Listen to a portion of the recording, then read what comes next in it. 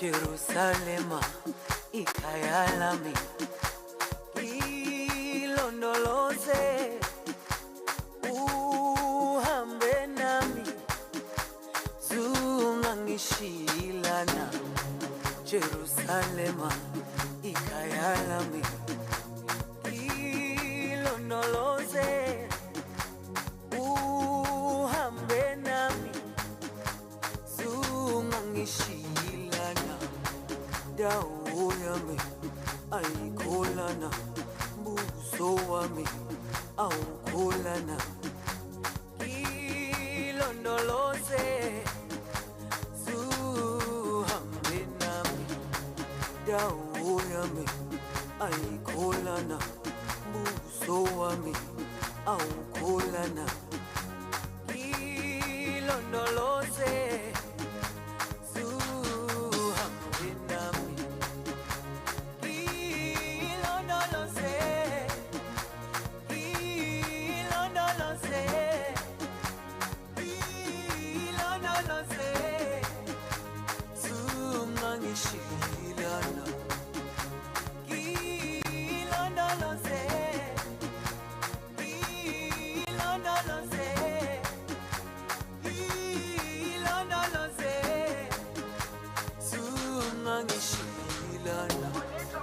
dawo yami ayikholana buso wami awukholana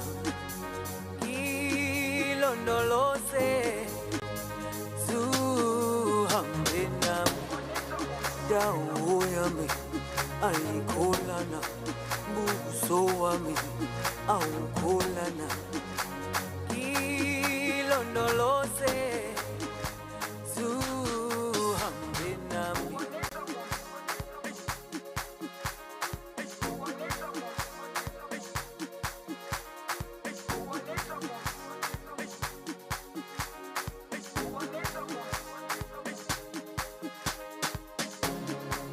Jerusalema ikhaya lami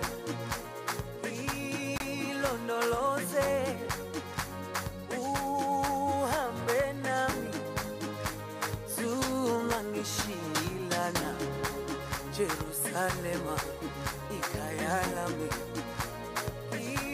ilondoloze uhambe nami zungangishilana dawo yami ayikholana buso wami awukholana ilondoloze zuhambe nami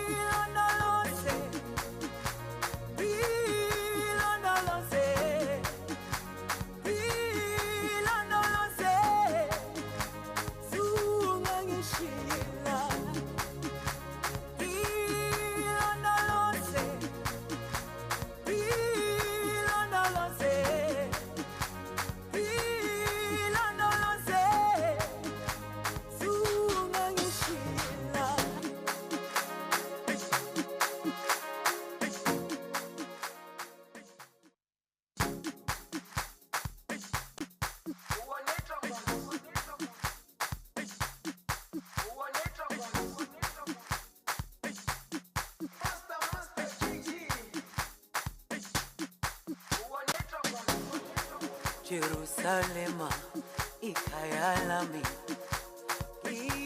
ilondoloze uhambe nami zungangishilana Jerusalema ikhaya lami ilondoloze uhambe nami zungangishilana dawo yami ayikholana buso wami awukholana. Muy buenas tardes, amigos de Sevilla y de toda España. Buenas tardes también amigos de la Asociación de Ciegos Españoles Católicos, que nos escucháis en directo a través de vuestra emisora. Buenos días, hermanos de América, que desde Chile y Argentina hasta México y Estados Unidos, pasando por Colombia o Venezuela, estáis siguiendo en directo estas 14ª Jornadas de Católicos y Vida Pública de Sevilla, organizadas por la Asociación Católica de Propagandistas, la Fundación San Pablo Andalucía CEU y la Archidiócesis de Sevilla. Un saludo también a todos aquellos que veréis la grabación que quedará en la red. El lema de estas jornadas, tomado del título del libro del Papa, La vida después de la pandemia, lo abordaremos hoy tras los 2 días anteriores en los que se han abordado desde la fe y desde la esperanza, desde la caridad y desde la acción. Y finalizaremos esta jornada aproximadamente a las 6:30 de la tarde con la celebración en directo de la Santa Misa desde la Iglesia de Santo Domingo de Osuna, presidida por don Antonio Jesús Rodríguez Báez, vicario episcopal y párroco de Osuna. Dice la canción, una de esas que uno aprende cuando niño y se le vienen luego recurrentemente a la cabeza, Ubi caritas et amor, Deus ibi est. La caridad no es limosna. Quizá años de convivencia con el Islam, donde la limosna es uno de los 5 pilares y por tanto una obligación, han hecho que al pedirse limosna por caridad se confunda lo que se pide con la razón por la que se pide, que para un cristiano no es otra que poner en práctica el amor que se dice tener por el prójimo. Decía San Ignacio, no preguntes qué puede hacer Dios por ti, sino qué puedes hacer tú por Él. En tiempos de pandemia y de pospandemia, y para prepararnos para los tiempos que han de venir, deberíamos preguntarnos también qué podemos hacer desde la caridad, desde el amor. Hemos preparado para ello una mesa redonda donde trataremos algunas pistas desde distintos ámbitos, el académico, el económico, el social, el familiar. Tenemos para ello entre nosotros a personalidades de estos distintos ámbitos, que guardarán en todo momento, como pueden ver, la distancia social requerida que les permitirá hablar sin mascarilla. Tenemos entre nosotros a doña Bárbara Painta Lesiak y a don Juan Pérez del Valle, un matrimonio comprometido que vive su fe en la parroquia como hacían Marta y María en Betania. Bárbara se centra en la adoración santa y también anteriormente en la formación de adultos. Y Juan lleva 17 años en Cáritas parroquial. Ambos son profesores de instituto y se conocieron en el Reino Unido en un centro de atención a personas con discapacidad. Bárbara es polaca de nacimiento y teóloga, por lo que nada extraña que sus 2 hijos se llamen, respectivamente, Juan y Pablo. Don Luis Hernando de Larramendi es presidente de ASE, Acción Social Empresarial, asociación que cumple 70 años de existencia. Ahí es poco. Además es presidente de la Fundación Ignacio Larramendi, vicepresidente de la Fundación MAPFRE, abogado especializado en patentes y marcas y, lo más importante, con 3 nietos sevillanos. Seguro que te estarán viendo en este momento, querido Luis. Don José Manuel Cancino Muñoz Repiso es catedrático de Economía de la Universidad de Sevilla y profesor investigador asociado de las Universidades Autónomas de Chile. Son muy seguidas sus columnas en la prensa escrita y sus colaboraciones en radio, sobre todo las que tratan de ética y de empresa.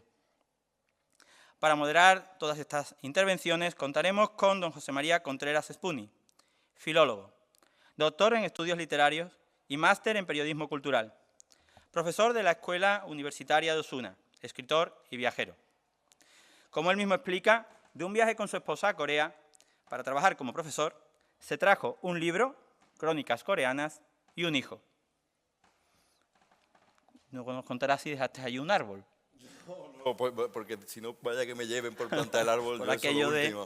Ya cuando lo tengo otra Bueno, vez. les pido entonces un aplauso para comenzar con la mesa redonda titulada Se nos juzgará por el amor. Muchas gracias.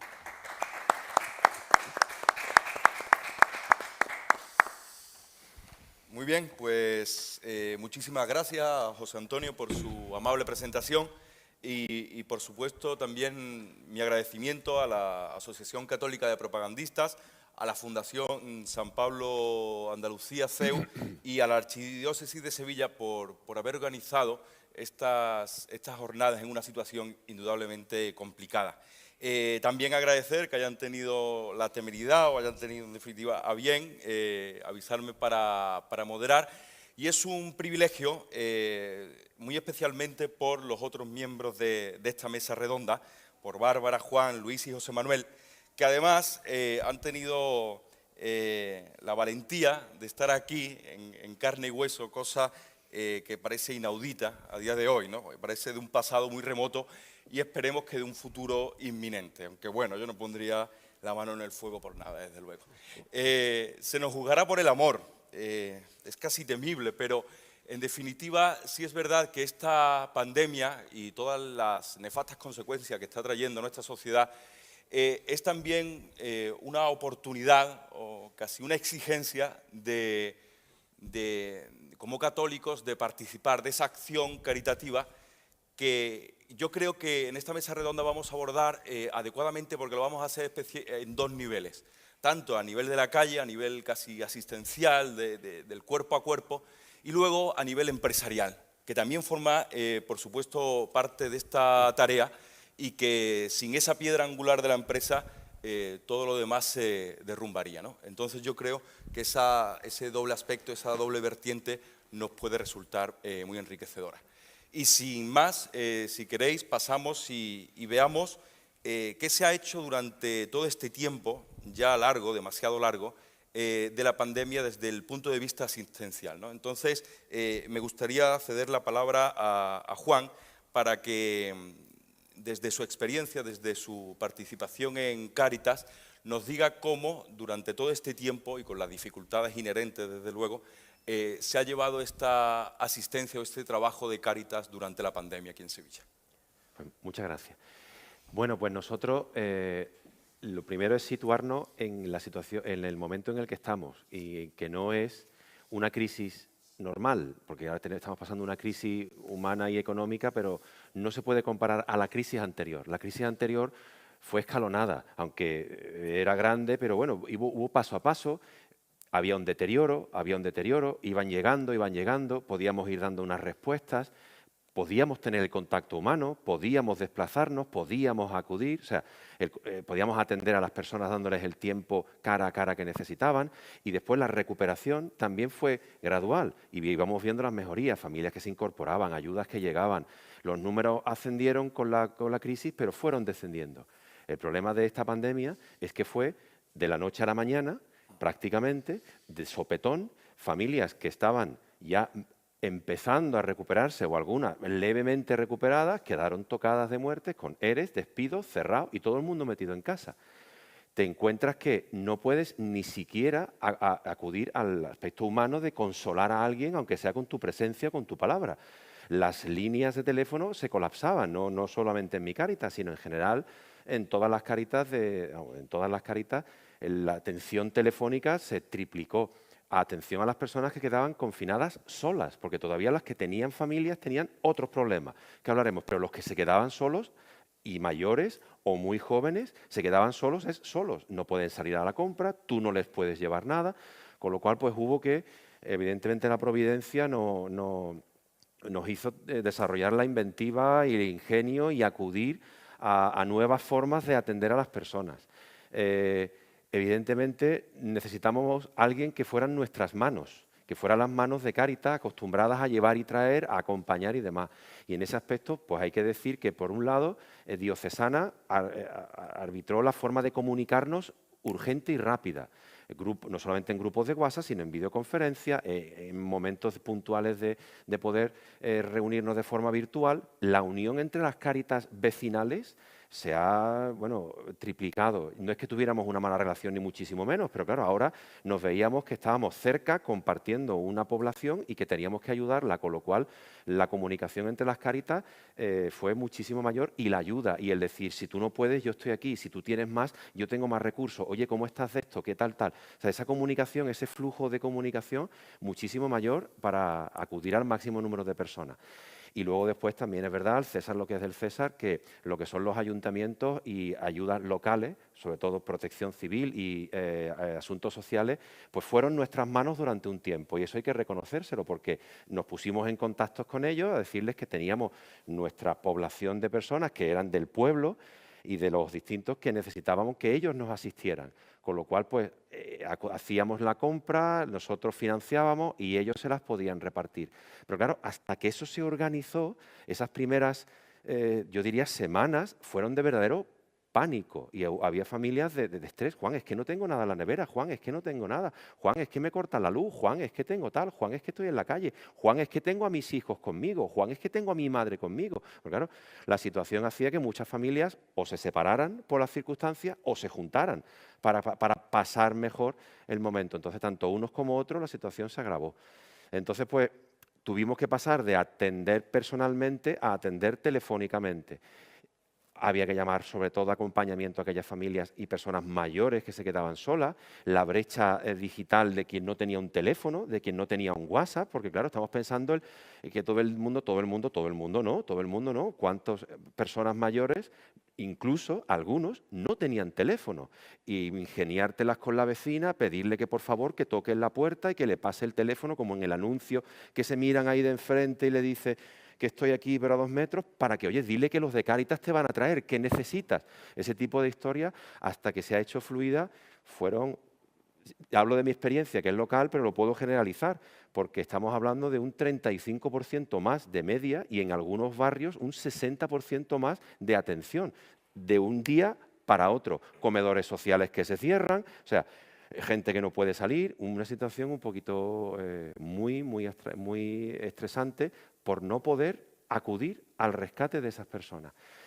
Después del confinamiento, cuando ya eso pasó, pues claro, pudimos, gracias a Dios, acercarnos un poco más. Pero claro, las medidas que tenemos ahora no nos permiten la atención que teníamos antes. Tenemos que guardar unas medidas, mascarillas.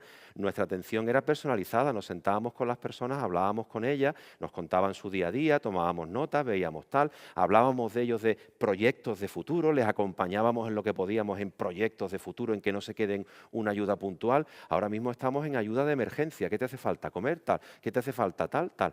Y si queremos discutir algo, o hablar algo, tiene que ser tiro del teléfono, te gestiono, yo te busco el papel, mándamelo, yo te lo mando. O sea, es mucho más lento. Ahora mismo realmente la atención en muchos casos es una atención, pues de eso, de emergencia y de supervivencia. Proyectos y planes de futuro pues han quedado un poco apartados, con lo cual es muy triste porque hay familias que están todavía en un stand-by ahí, esperando que mejore esto para poder, tanto nosotros como en otros, poder acudir a otros ámbitos, poder. Entonces, pues un poco básicamente, esa fue. Nuestro grupo como grupo también, pues no poder vernos, no poder reunirnos. Hombre, una de las cuestiones que tiene Cáritas es el grupo. El grupo es tu grupo de referencia, es tu comunidad de referencia, el grupo con el que tú compartes tus preocupaciones de Cáritas, pero te llevas también tu vida de cristiano, de católico, con el que rezas, con el que compartes una oración, en la que acudes a unos sacramentos, al que estás un domingo en misa, que esa es otra cuestión que echábamos tantísimo en falta, tanto lo que es la Eucaristía en sí como poder ver a nuestra comunidad. Pues claro, ahora estamos empezando a volver a tener momentos puntuales de conexión, pero claro, todavía no es lo que Cáritas tenía programado a actuar, pero hemos tenido que reconvertirnos, ¿no? Pero claro, sin perder nuestra esencia, pero reconvertirnos, ¿no? Sí, desde luego una situación complicadísima, porque claro, Cáritas hace un desempeño casi físico, ¿no? Entonces no, por videoconferencia no Podíamos funciona. teletrabajar, no se podía. Bueno, además esa idea, ¿no?, de la brusquedad, de un día para otro, ahora replantéate todo lo que tienes que hacer Y lo último, una cosa, cosas como la ley de protección de datos, que tú tienes que pedirle a una persona que te rellene un formulario, que tienes que tener su historia, que tienes que pedirle empadronamiento, pedirle tal, pedirle cual, pedirle cual. Ahí hemos hecho lo que buenamente hemos podido, hemos acudido a y demás para ayudar. No sé, Bárbara, tú, ¿cómo has vivido también esta situación? Yo, desde el punto de vista un poquito más distinto, quiero enfocarlo. Yo, de hecho, cuando me invitaron a esta conferencia, lo primero que me vino a la cabeza, se lo dije al organizador, digo, creo que te has equivocado del día, porque yo, fíjate, realmente yo de grandes proyectos, de Cáritas, de voluntariado así físico, de todas estas acciones caritativas que nacen en el corazón de la Iglesia, yo poco de esto. Claro, yo apoyando a él, la oración, sí, pero trabajo de campo mucho menos, ¿no? Pero luego lo pensé y como no es coincidencia, creo que aquí pinto un papel muy importante, porque realmente represento a la gran mayoría de la gente, porque los que son miembros de alguna asociación, los que tienen posibilidades de realizar grandes proyectos, realmente son personas que es un número reducido de personas. La gran mayoría de la gente somos cristianos a pie y también nos juzgarán de amor. Entonces me puse a reflexionar, ¿y yo qué hago? Yo soy madre, profesora, esposa, ¿qué puedo hacer yo? ¿Cómo llevo yo, o sea, cómo cambio yo esta realidad que verdaderamente es horrible? Porque la pandemia nos hizo ver que el mundo está muy enfermo, lo sabíamos desde siempre, ¿no? Pero se ve con una claridad que aterroriza. A mí me aterroriza porque la pandemia tembló el fundamento de muchas vidas y muchos se dieron cuenta que el fundamento era tan debilucho que se derrumbaron las casas de mucha gente, de la vida de mucha gente, hasta de los mismos cristianos. O sea, vieron verdaderamente hasta qué fuerte es su fe. Y muchos creo que no pasaron esta prueba, que le entró un pánico, o sea, empezaron a temblar por su vida. Y esto, la verdad que no me entraba en la cabeza, porque una persona que es creyente, que verdaderamente construyó su casa encima de la roca de Jesús, o sea, la roca de Dios, no le puede pasar esto, porque si el Jesús es mi roca, o sea, no hay nada en el mundo que me puede aterrorizar. O sea, miedo a la muerte me puede de vez en cuando dar un poquito, porque soy humana, pero nada en el mundo. O sea, no hay situación tan terrible que pueda convertirme en una persona que se esconda, que mire al otro como a un enemigo, que si lleva la mascarilla esta, que si está a distancia esta, porque tú me puedes contagiar. Y yo veo que esto está ocurriendo, que lo veo todos los días, que la gente empieza a verse como potencial enemigo y esto es horrible. A mí, de verdad, no sé, veo el mundo que está fatal, que está muy enfermo, no solamente de COVID, por supuesto, es una enfermedad tremenda y hay que tenerle mucho respeto, pero lo otro es igual de horrible. Entonces yo me pregunto, entonces, ¿qué hago yo? Porque, hombre, yo sí tengo la casa construida en la roca. Entonces yo tengo la obligación moral como madre, como profesora, como cualquier persona la que va a comprar el pan y va a Mercadona a hacer la compra, yo tengo obligación de cambiar esto. Entonces, ¿qué hago? Toda esta gente tan enferma, de todo tipo de enfermedades, de estos miedos, de estas incertidumbres, de los pánicos que tienen dentro, que le impiden mirar amablemente, con los ojos amables, porque el resto de la cara no lo vemos, al otro, pues yo tengo que hacer algo, yo no puedo ser así.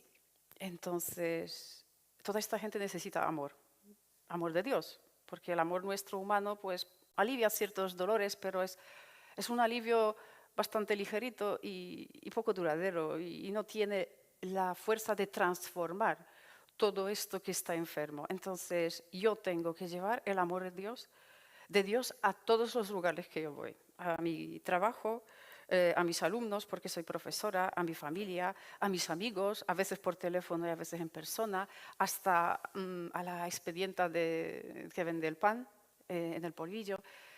Entonces, ¿cómo lo hago? Porque mucha gente, o sea, sabemos que tenemos que hacer esto, pero la pregunta clave es ¿cómo lo hago? Porque, hombre, saber qué falta es diagnosticar es muy fácil.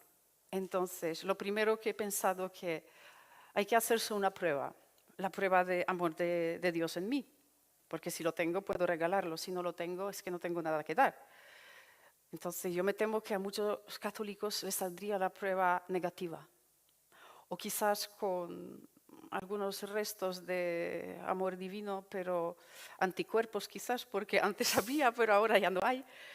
Entonces hay que volver. Yo creo que lo primero que tenemos que hacer, nuestra obligación moral, es pegarnos a Dios. O sea, acercarnos. Yo este año llevo en la parroquia la adoración y la adoración me hizo ver muchísimas cosas, verlas mucho más claras. O sea, supongo que cuando te pones en presencia del Señor, Él te enseña. O sea, no tienes que hacer nada. Te arrodillas allí y te entran algunas ideas y dices, fíjate que claro lo veo ahora, antes no se me ocurría. Entonces tenemos que pegarnos a Dios. Tenemos que volver a la Eucaristía diaria. Veo poca gente en la Eucaristía, es muy triste.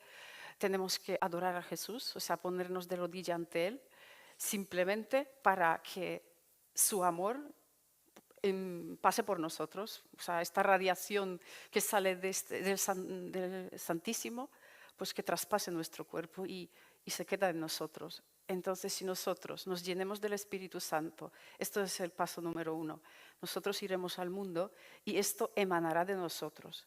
Y este poder lo tienen solo cristianos a pie, porque nosotros llegamos a todos los lugares. Donde no llega un cura, una monja, llegamos nosotros. Y este amor es tan fuerte que la gente empezará a notarlo, pero nosotros lo necesitamos los primeros. ¿Os acordáis que el libro de Hechos de los Apóstoles dice que cuando pasaba San Pedro, su sombra curaba a los enfermos? ¿Por qué pasaba esto? Porque estaba empapado del amor de Dios. Y esto no es una historia que ocurrió hace 2000 años y esto era solamente los apóstoles, es que todos tenemos esta capacidad. Tenemos que volver al Señor, agarrarnos a Él para que Él nos dé esta fuerza y luego regalársela al mundo y encender de nuevo a todo el mundo este enfermo con el amor de Dios. O sea, lo tengo súper claro. Fijaos, los grandes santos, Juan Pablo II, Padre Pío, atraían a la gente. ¿Por qué atraían a la gente? Porque tenían algo, no porque era el Papa, sino cuando alguien conoció a Juan Pablo II decía, es que no sé por qué, pero yo tengo que estar al lado de él. O sea, y eran creyentes, no creyentes, algunos por curiosidad. Era como un imán. Y este imán pues, es el amor de Dios dentro de una persona. Y creo que esta es nuestra misión, de los cristianos a pie, en el mundo en que vivimos. Es que no hay otro camino. Sí, desde luego, además, como se insiste mucho, ¿no? Ni Cáritas ni la Iglesia, una ONG, no ayuda al hermano simplemente por piedad ni por compasión, sino es verdad que si no se traduce ese amor de Dios, pues sería en vano, ¿no? El juicio del amor no lo pasaríamos. Indudablemente, además, incluso esa asistencia también requiere casi presencia física, ¿no? Y en ese sentido, quizás también la pandemia ha afectado mucho esa lejanía o esa distancia que te impide transmitir, ¿no? El amor de Dios, el acompañamiento de los sacramentos, esa frialdad de los domingos viendo la televisión, la misa por televisión, ¿no? Entonces es verdad que es otro de los grandes problemas que ha quizá desvertebrado un poco o la ha hecho mucho más difícil esta asistencia. Si os parece ahora, y pasamos un poco al mundo empresarial, y porque, claro, toda esta ayuda, como decíamos al principio, tiene que partir casi de unos recursos previos. Si no tenemos recursos no hay nada que compartir, ¿no? Podemos hacernos esto como los comunistas, ¿no? Les gustaban tanto a los pobres que los multiplicaban, ¿no? Esa no es la idea. La idea es bueno, que todo el mundo tenga para comer, y para eso hay que crear riqueza, y la riqueza se crea, al menos según tengo entendido, principalmente en el mundo empresarial, ¿no? Y ahí quizás Luis nos pueda decir mucho como empresario y como director de la Acción Social Empresarial, qué se ha hecho o cómo ha sufrido el mundo de la empresa comprometido esta primera parte de la pandemia. Pues nada, muchas gracias primero por haber sido invitado a participar en esta ocasión. A mí venir a Sevilla, cualquier motivo es bueno, pero en cualquier caso participar en una cosa, de una obra de la Iglesia como es la CDP y en un marco tan fantástico como es esta Universidad de Andalucía, pues es una doble gratificación. Y venir en persona, pues mucho más, porque en la vida hay que seguir desenvolviéndose sin el miedo que ahora mismo estaba hablando Bárbara, en el de mirar al contrario, al que pasa por tu lado como un enemigo porque un potencial. Creo que la vida hay que seguirla con la mayor naturalidad posible. El otro día recordaba que hacía tiempo que no lo había recordado el romance del prisionero, aquel que por mayo era por mayo, cuando hace la calor, cuando los trigos se encañan y están los campos en flor. Y luego dice, sino yo, triste y cuitado que vivo en esta prisión, que ni sé cuándo es de día ni cuándo las noches son, sino por una vecica que me cantaba el albor. Disculpadme, pero es que me gusta la poesía. Matómela un ballestero, dele Dios mal galardón. Pues bueno, a mí todo este mundo del Zoom y todas estas cosas me parece que es que estás tú en tu prisión allí, que ya no sabes ni cuándo es de día ni cuándo es de noche, estás metido en un mundo irreal, en un mundo fantástico, y has perdido ese contacto con la realidad que da el estar cerca del que sufre y del que no sufre, pero cerca. Bueno, con esta introducción lo que quería es contaros un poco de Acción Social Empresarial antes de poder deciros cómo hemos visto nosotros. Acción Social Empresarial es una obra de la Iglesia, se ha dicho en la introducción que lleva 70 años, pero ha sufrido diferentes momentos en su vida. Ha tenido un momento en los años 50 en el que era poco más, podemos decirlo, que un sindicato de empresariado católico, no especialmente amable con del salario mínimo interprofesional, que a través de una publicación que hacíamos mensualmente diciendo cuál era lo que necesitaba una familia con 2 hijos para vivir.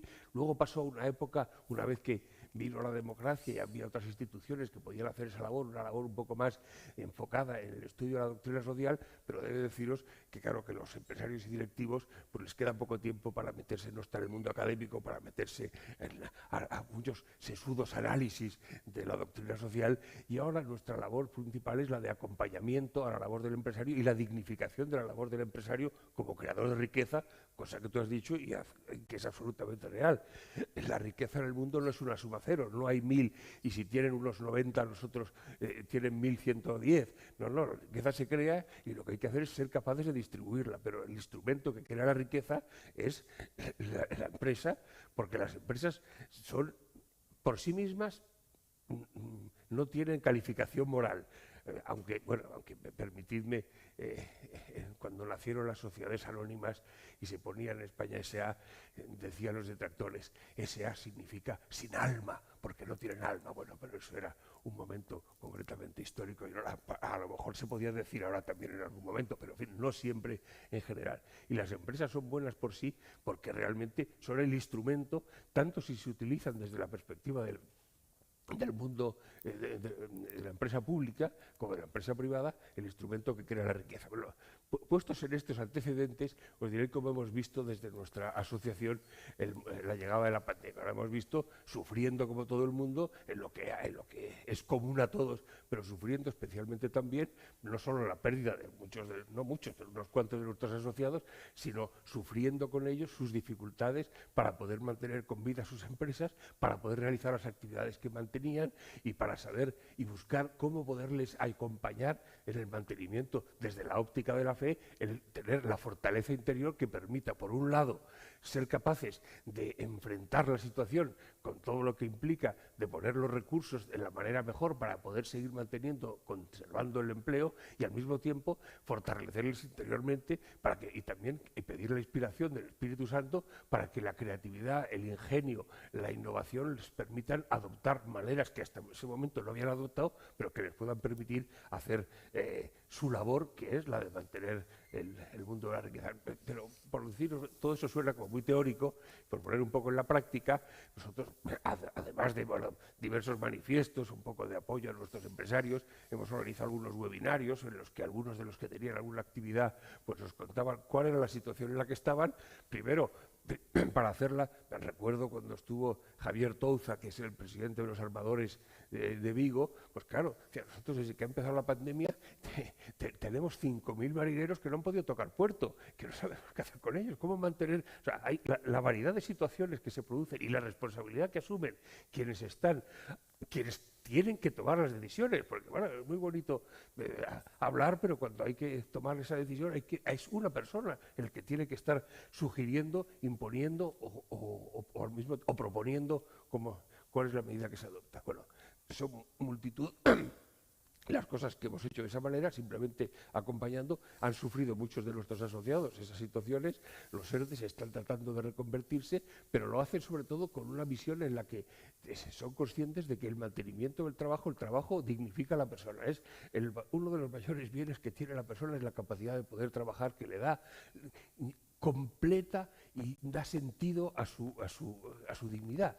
Y en ese sentido, el poder acompañar, nuestra actividad fundamental eran los foros de reflexión y oración de directivos, en los que se han venido haciendo a través de las nuevas tecnologías, porque no se han podido hacer en las parroquias como se venían haciendo o en otros centros, pero que sí han seguido manteniendo para dar ese acompañamiento, porque la vida de la fe se puede mantener uno individualmente, hombre, si uno puede irse al monasterio, los eremitas, al desierto, pero naturalmente si es acompañada es mucho mejor y es mucho más fácil de seguir y uno se siente más confortado y más fortalecido. Y en ese sentido, eso es lo que hemos venido haciendo desde la asociación. Las empresas, hombre, yo quiero dignificar lo que las empresas han hecho. Muchísimas empresas, hombre, yo hablo sobre todo de las que más conozco, y la que más conozco pues es Mapfre, que al fin y al cabo por eso estoy en su consejo. La cantidad de cosas que ha hecho, los recursos que ha movilizado, pues son extraordinarios.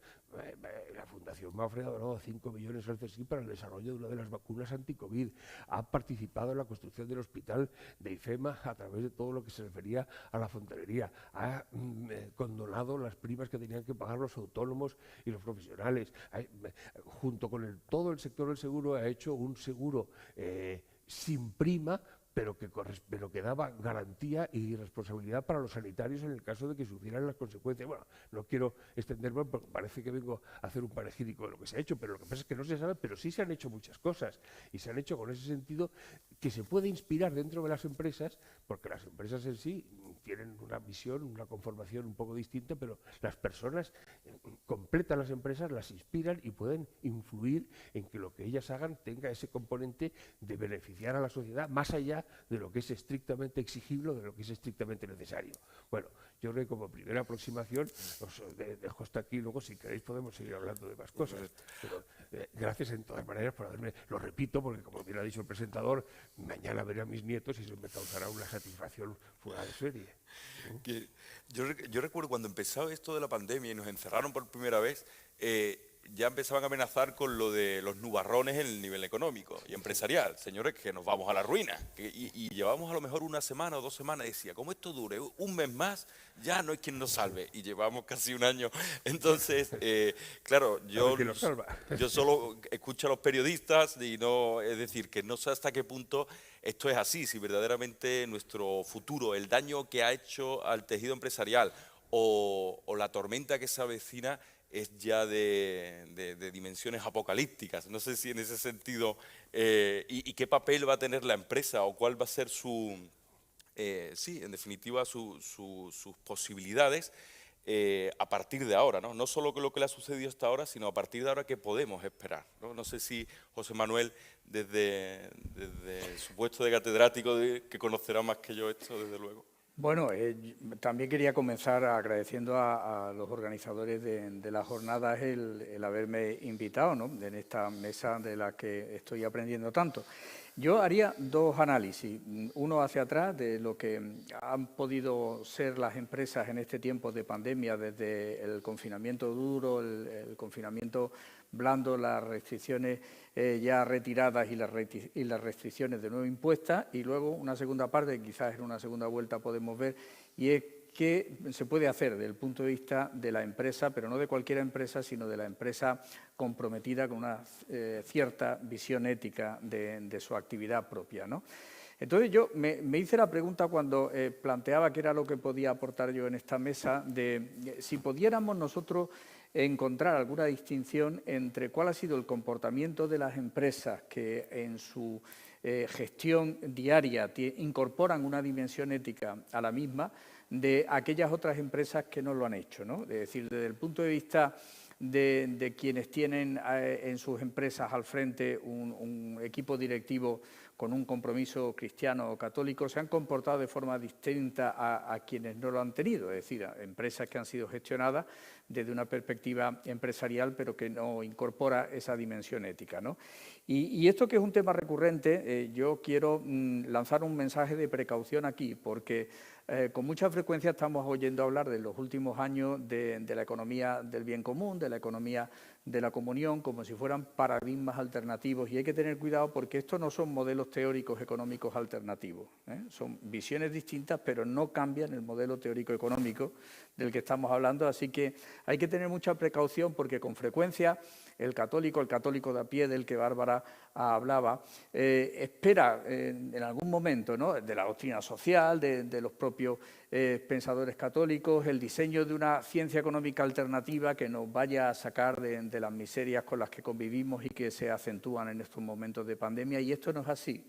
Desde el Concilio Vaticano II yo creo que esto quedó suficientemente resuelto cuando ya la Iglesia dice que no tenemos una economía católica como un modelo alternativo, sino lo que tenemos son católicos en economía. Católicos en economía que pueden estar al frente de empresas, como pueden estar al frente de otras instituciones, y entonces lo que hay que ver es si es posible entender o ver que hay un comportamiento distinto cuando una empresa está dirigida y gestionada por una persona con un compromiso religioso católico a cuando no lo está, sobre todo en situaciones de estrés como esta, ¿no? Y la respuesta es bastante desconcertante, porque la respuesta es que no lo sabemos. ¿Y por qué no lo sabemos? Pues porque las empresas no se distinguen públicamente por su marchamo católico. Hay distinciones de empresas en otras dimensiones, en otras etiquetas, ¿no? Con el compromiso ecológico, con el compromiso de diferentes colectivos, y entonces el consumidor, del que ahora hablaremos, pues entonces premia o sanciona a las empresas que considera que están poniendo su esfuerzo, sus recursos o su responsabilidad social corporativa a favor de una serie de actuaciones con las que se identifica, ¿no? Sin embargo, las empresas católicas que están dirigidas de esta forma o por equipos directivos católicos incorporan ya un sentimiento de rendición preventiva, un sentimiento de casi miedo, ¿no?, a exhibirse, ¿no? No sé si llegaremos a un momento en el que se prohíban a los empleados exhibir cualquier signo externo de católico, como ya, por ejemplo, lo hacen en muchos centros de naturaleza pública, pero quizá, ¿no?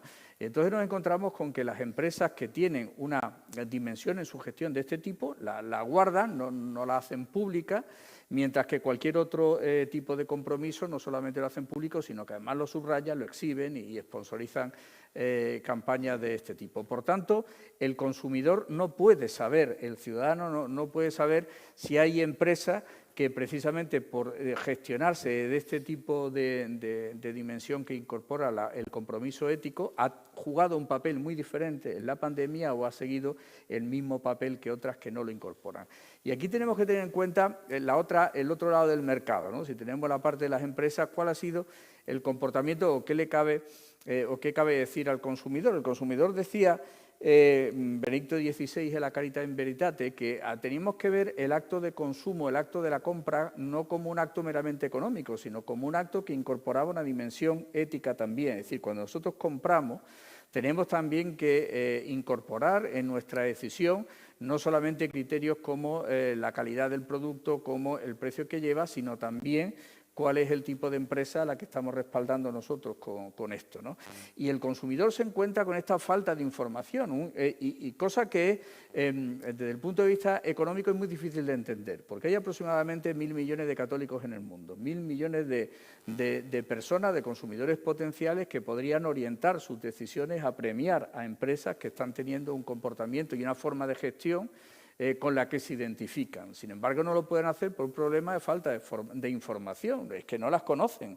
Entonces, como no las conocen, pues no podemos premiar aquellas empresas con las que nos podemos identificar. Y esto es un problema porque seguro que al margen ya de esta visión particular que el gestor o la gestora católica puede incorporar en su día a día, desde luego, bueno, pues pudiéramos nosotros respaldar a empresas que pueden hacer mucho más, no solamente en su acción social, sino en otras cosas a las que luego me quiero referir, porque hay que tener muchísimo cuidado y en el tiempo de pandemia esto no se nos puede escapar. Es decir, lo que no podemos esperar es que la Iglesia se convierta en sustituto de los trabajadores sociales. Esto no puede ocurrir, esto lo advertía también Benedicto XVI en algunas de sus reflexiones. Es decir, no podemos convertir a los sacerdotes en trabajadores sociales porque la misión de la Iglesia no es agradar al mundo. Es decir, nosotros no podemos estar aquí buscando el único salvoconducto que parece que a los católicos nos ha quedado, que es trabajar en la caridad y en la asistencia social como si fuéramos trabajadores sociales con todo el mérito y con toda la dignidad que tiene ese trabajo. Es decir, el compromiso de la Iglesia es mantenerse fiel al mensaje de Dios y a Dios y como parte añadida pues está esta acción católica, pero no más, ¿no? Y por tanto la empresa puede hacer muchísimo más que no solamente auxiliar en estas situaciones de necesidad, que naturalmente es absolutamente necesario, ¿no? Tenemos que hacer mucho más, por ejemplo, cómo se han gestionado las plantillas cuando ha aparecido este proceso. Es decir, han sido todas las decisiones iguales, es decir, se ha entrado en situaciones de ERE antes que ERTE con la misma facilidad en una empresa gestionada desde el punto de vista ético que una empresa que no incorpora esta dimensión. La calidad de los productos ha sido cuestión central. Hemos puesto todos los medios, o las empresas han puesto igualmente los medios en la protección de los trabajadores que han estado en primera línea según se incorpore o no esta dimensión ética en su gestión cotidiana. Pues no lo sabemos. Y no lo sabemos precisamente porque hay ese complejo por significarse públicamente con ese compromiso o con esa, si se quiere, dimensión ética, con lo cual al consumidor nos lo pone muy difícil, porque no podemos hacer esto. Y es una pena porque, con esto termino esta primera ronda, si quieren, hay una relación que puede ser perfectamente sistémica entre la ética y el negocio, entre la ética y la economía. Esto está absolutamente estudiado y absolutamente demostrado. Lo que pasa, y ahora entraremos, que no se transmite suficientemente a los equipos directivos de los que luego van a estar, ¿no? Y además es sorpresivo y contraintuitivo, es decir, no tiene sentido que tengamos a 1.000 millones de consumidores potenciales a los que no se le puede abrir el abanico de sus decisiones porque la empresa no se quiera significar y en cambio no tenga ningún problema en significarse con algunos otros compromisos que son igualmente plausibles, ¿no? Y creo que esta es una situación de desconcierto y de desaprovechamiento social, ¿no? Pero al menos a mí me imagino la empresa como algo muy complejo, lleno, es decir, que no podemos ponerle una etiqueta, no hay una intrínsecamente o generalmente católica y otra que no lo es. Las hay, ¿no? Lo que pasa es que no lo desconocemos. Bueno, lo que hay es una forma de gestionar diferente. Yo entiendo que debe haberla, ¿no? Por ejemplo, ¿qué es lo que nos queda ahora por delante cuando la pandemia se termine o se supere, si finalmente esto ocurre, ¿no?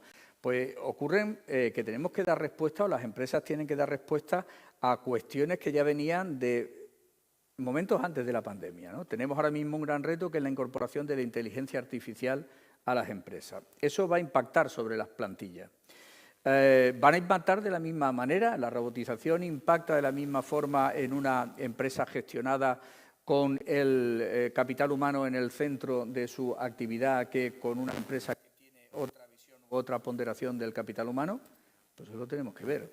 ¿Por qué las empresas católicas no han estado en el proceso de liderar el teletrabajo que facilitaba la conciliación de la vida familiar y profesional? Porque hemos tenido que esperar a hacerlo todo de golpe y en este momento y en este periodo de tiempo muy corto, que se ha demostrado además que es posible, cuando teníamos un compromiso claro por mantener la estabilidad familiar, porque las empresas católicas o porque las empresas lideradas por personas con estas convicciones no han liderado también este proceso. Bien, bueno, ahora con la inteligencia artificial nos va a ocurrir lo mismo. ¿No van a ser los valores de tipo ético los que modulen la respuesta de las diferentes empresas? Pues yo creo que esto es un reto del que no podemos pasar por alto. Y lamentablemente ocurre que en las escuelas de negocio, muchas de las cuales están tuteladas por organizaciones, por entidades religiosas aquí en España y en el resto del mundo, salvo casos excepcionales como puede ser el de IES o como puede ser el de alguna otra institución, no tienen en su programa de estudio para nada la cuestión de la ética de los negocios, ¿no? Quitando IES con Domènec Demélé y con algún otro profesor como Adela Cortina en otras instituciones, hay sorprendentemente principales máster MBA en España y en el resto del mundo, patrocinados por instituciones religiosas cristianas particularmente, que no incorporan más que con conferencias o con talleres ocasionales la formación de la ética en los negocios. Y esto es inexplicable. ¿Y crees que esta situación va a cambiarlo a mejor o a peor? Yo creo que será absolutamente indiferente. Cuando tuvimos la crisis del año 2008, de la que, por cierto, todavía estábamos saliendo, de hecho, la deuda pública se sigue comprando básicamente por el programa PPBS, que es el programa que inició la Unión Europea, el Banco Central Europeo, en el año 2016. Es decir, estamos utilizando en buena medida las mismas herramientas que teníamos antes.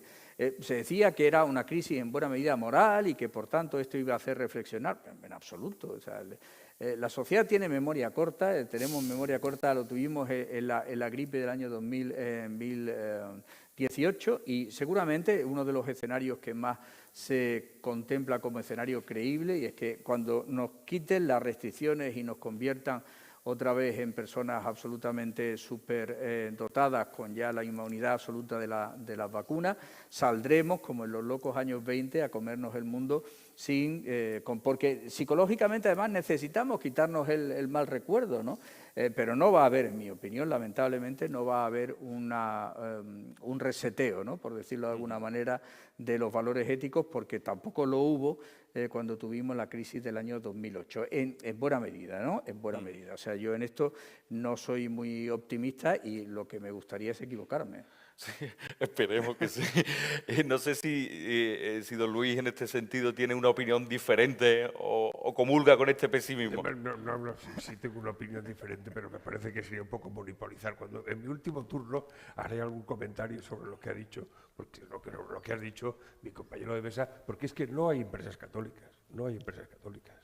Eso es una entelequia, teóricamente. No existe. Hay empresas en las que hay católicos que impulsan la vida dentro de ellas, pero ya ni las empresas que han tenido su origen católico, la corporación Mondragón que creó el padre Arizmendiarrieta, no son católicas. Es decir, no, salvo una empresa familiar que tiene un dueño concreto, que algunas tenemos dentro de nuestra asociación, el resto no son empresas católicas. Y por lo tanto, en la sociedad en la que vivimos, no quiero empezar a hablar del fenómeno de la corrección política y de lo que eso implica y del pensamiento social dominante y la tiranía que eso impone, no hay una empresa ahora mismo que tenga una dimensión que se pueda declarar católica, primero porque no tendría que serlo desde un punto de vista global y porque tendría que decir que no son todos sus componentes, y eso no existe. Es decir, que ni va a existir ni en un escenario próximo yo creo que eso sea posible. Lo que sí es posible es desde dentro de las empresas ir forzando que las orientaciones que se den, tanto en el tratamiento de las inversiones, que es un tema bastante importante porque afecta también a todas las instituciones como esta en la que nos encontramos. Nosotros estamos procurando las inversiones socialmente responsables que no solamente buscan esa rentabilidad en la que se invierte, sino que esa rentabilidad esté orientada a generar, primero, que estén en áreas de actividad que no toquen aspectos que consideramos negativos para la sociedad, que produzcan beneficio para los que están más excluidos de la sociedad, como son los discapacitados, la gente que tiene un déficit para poder integrarse en la sociedad y generar, porque además la realidad muestra que muchas de esas empresas que tienen ese sentido social para incluir dentro de su plantilla o para incluir dentro de sus actividades esa especial dedicación a los discapacitados, a los excluidos de la sociedad, al final tienen un rendimiento económico lo suficientemente importante como para que eso genere una rentabilidad para el inversor. Pero desde el punto de vista directo solamente es la actividad de los empresarios. Nosotros solamente vamos a la persona, vamos al individuo, vamos al directivo, vamos al empresario, pero en cuanto que persona que puede él impulsar dentro de su asociación, que las medidas que se tomen tengan lo más conscientemente posible, pues oye, a la robotización, de la inteligencia artificial, la prospección, bueno, todo el fenómeno de la transformación tecnológica, en el que naturalmente hay que combinar, porque claro, la diferencia fundamental entre una empresa pública o el Estado y una empresa privada es que el Estado, a través de los presupuestos que impone coactivamente y a través del mecanismo de la deuda pública que pagarán los que puedan dentro de 200 o 500 años, tienen los ingresos y lo único que hace es gestionar el gasto. Pero la empresa, para poder determinar cuál es el gasto que va a hacer, tiene que hacer una prospección del ingreso que puede ser o puede no ser. Y eso conlleva la generación de una cantidad de cosas que son las que hay que mover dentro para que al final pueda producirse eso, con la incertidumbre absoluta de que eso va a producirse. Y dentro de ello, en un fenómeno de mercado en el que tampoco puede decir lo que quiera porque tiene que hacerlo de una manera que resulte competitiva para el resto. Pero bueno, yo no quiero contar mucho porque podríamos estarnos hablando de horas y horas. Yo creo que es muy importante, y para nosotros lo importante es conseguir difundir el mensaje de la Iglesia para que se adopte como cosa propia para todos aquellos que tienen que tomar decisiones dentro de las empresas. Y para nosotros ha sido muy importante el único documento pontificio que hasta la fecha ha existido dirigido a la persona del empresario, ha sido no es una encíclica, un documento emanado de la Comisión de Justicia y Paz en los últimos años del pontificado de Benedicto XVI, que se llama la vocación del líder empresarial, una reflexión. Y ese, el que realmente está dirigido al líder empresarial, que es lo que nos parece que tiene que estar dividido. Nos dice, el documento en sí hasta el final hasta tiene un examen de conciencia de 35 preguntas para que uno diga, oye, de verdad estoy haciendo esto, lo estoy haciendo bien, podía hacerlo algo mejor, pero es esa. Y entonces, para nosotros como asociación, lo que queremos es que haya muchos más directivos, muchos más profesionales, muchos más empresarios personales o familiares o de un gran grupo que se acerquen para que puedan transmitir eso que a veces por sí solos, hombre, podrían también llegar a esa misma conclusión, pero bueno, que es un poco más difícil. Bueno, yo creo que si no se nos va el tiempo, porque claro, aquí... Pero y entonces, desde esa perspectiva, ¿cómo ve usted el futuro? Es decir, ¿cree que podemos esperar que ese factor ético, si no queremos llamarle católico, de empresa católica, pero que sea principal o que gane peso ese componente ético? Yo creo que sí va a ganar. Yo creo que sí va a ganar porque hay una cosa que va indisolublemente unida. El factor ético, las empresas éticas son más sostenibles, tienen mayor capacidad de perdurabilidad porque precisamente están menos basadas en la ganancia inmediata y en el corto plazo, sino que buscan un mantenimiento en el tiempo, y esa visión a largo plazo la da una visión ética una visión ética que en ocasiones viene orientada por la doctrina social y en otras no, pero sí lo da ese buscar ser un referente, un elemento que en la sociedad crea riqueza y además trata dentro de lo que es su ámbito de distribuirlo de la mejor manera posible con todos sus grupos de interés alrededor y naturalmente general los impuestos que son los que permiten que esa distribución de la riqueza se haga a otros lugares en los que la empresa no llega en general por la sociedad. Bueno, como nos hemos puesto muy serios, diré que me he traído todos estos papeles, pero que no pensaba leerlos. Yo, cuando era estudiante, me iba a tomar cervezas con los libros y me decía mi madre, ¿dónde vas? Digo, hombre, no, algo se me quedará, algo se me quedará. Me los he traído por eso, a ver si me queda algo. Y más allá del componente el futuro a nivel económico, ¿cómo lo ve? Bueno, mira, probablemente a nivel económico general, Manuel tiene más, pero yo en estas cosas siempre hay que buscarse las referencias. Yo todavía, cuando yo empecé a estudiar el bachillerato, lo que hace bastantes años, ya se había eliminado un libro de bachillerato que empezaba cuando hablaba de los años de la Reconquista, anteriores a la Reconquista en España, de los reyes godos, y empezaba con una frase que se hizo lapidaria en aquel momento y decía, oscuro e incierto se presentaba el reinado de Bitiza. Bueno, pues oscuro e incierto se presenta el futuro inmediato de la economía y todo, porque toda la vida es oscuro e incierto, en este caso un poco más. Pero naturalmente siempre llegará algo más, pero desde luego soy incapaz de decir cuál es lo que va a ser el futuro. Pero que nosotros podemos hacer algo para influir en ese futuro y para que sea mejor, eso tenemos que hacerlo, aunque sea una gota de agua en el océano. Y en este horizonte incierto, ¿no? O especialmente incierto en este caso, igualmente, y volvemos a aterrizar ahora en el cuerpo, en Cáritas, en la calle, no sé cómo se espera que sea esperemos que final de la pandemia y los problemas nuevos que van a surgir, ¿no? Porque todo esto supongo que traerá una resaca que llegará de nuevo o afectará especialmente a los más desfavorecidos. Entonces, no sé, Juan, ¿cómo veis el mañana post-pandémico desde esa perspectiva?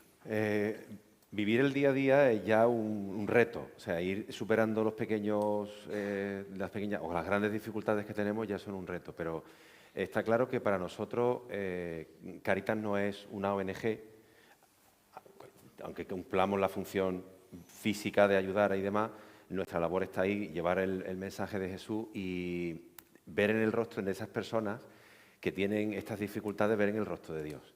Pero es verdad que a muchas de las personas que nos vienen en la actualidad, la situación la tienen muy deteriorada.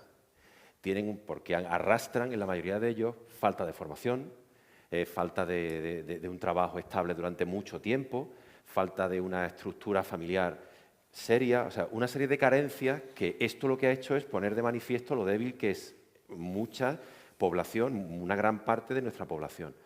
¿Qué ocurre? Que es triste, pero va a haber generaciones, o la que estamos, en la que en muchos casos vamos a tener que estar allí acompañando, rezando por ellos, porque esto es hora y es labora, para que bueno, puedan llegar a mantenerse y poder subsistir, mejorar.